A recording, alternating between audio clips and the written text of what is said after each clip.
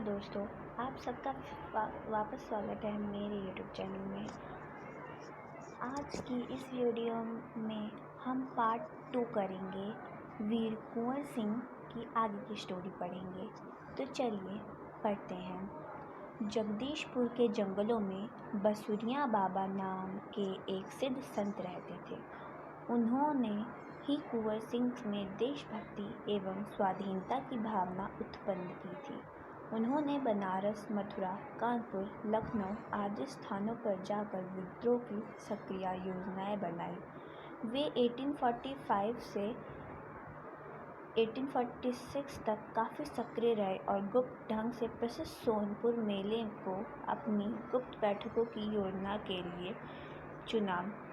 सोनपुर के मेले को एशिया का सबसे बड़ा पशु मेला माना जाता है। यह मेला कार्तिक पूर्णिमा के अवसर पर लगता है। यह हाथियों के क्रय विक्रय के भी विख्यात है।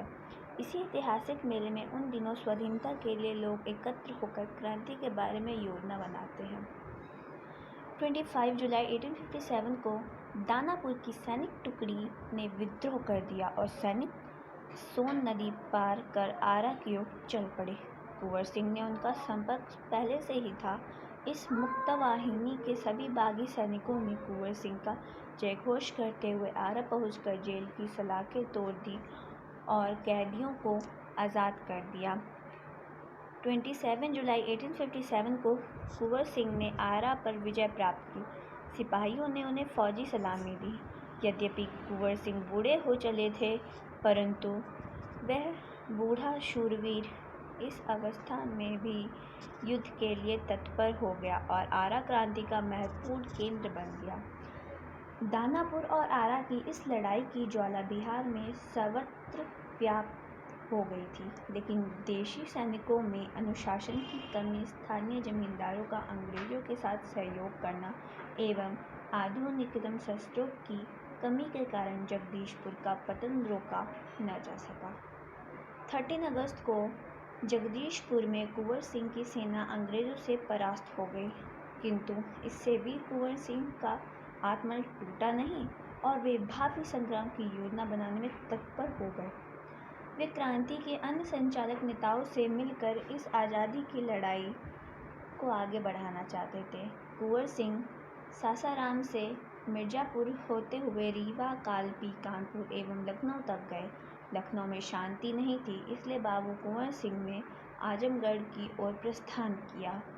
उन्होंने आज़ादी की इस आग को बराबर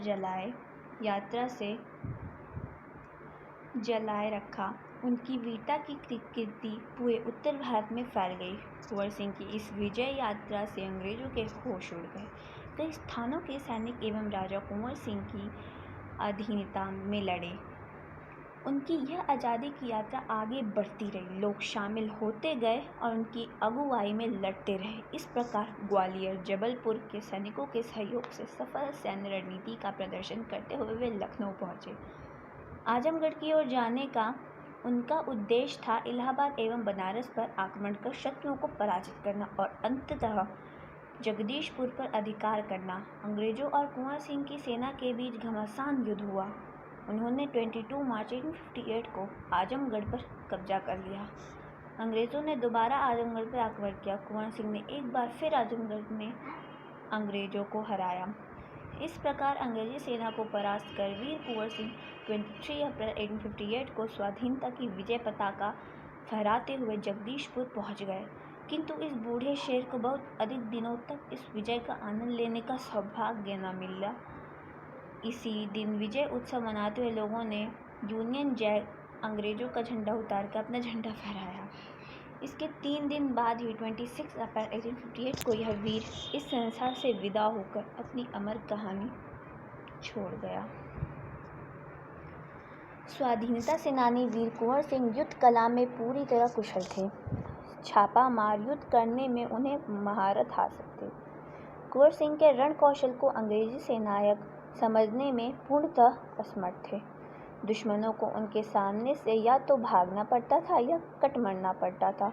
1857 के स्वतंत्रता संग्राम में इन्होंने तलवार की जिस धार से अंग्रेजी सेना को मौत के घाट उतारा, उसकी चमक आज भी भारतीय इतिहास के पृष्ठों पर अंकित है।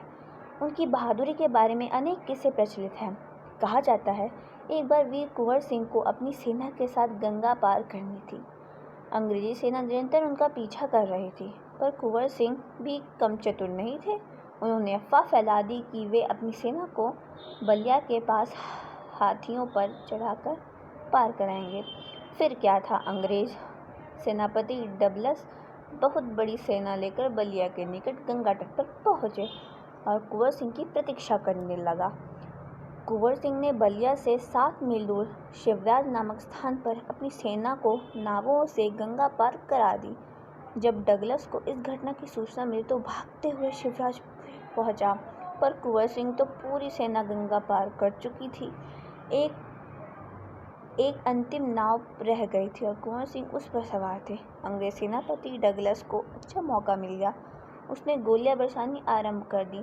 तब कुंवर सिंह के बाएं हाथ की कलाई को भेदती हुई एक गोली निकल गई।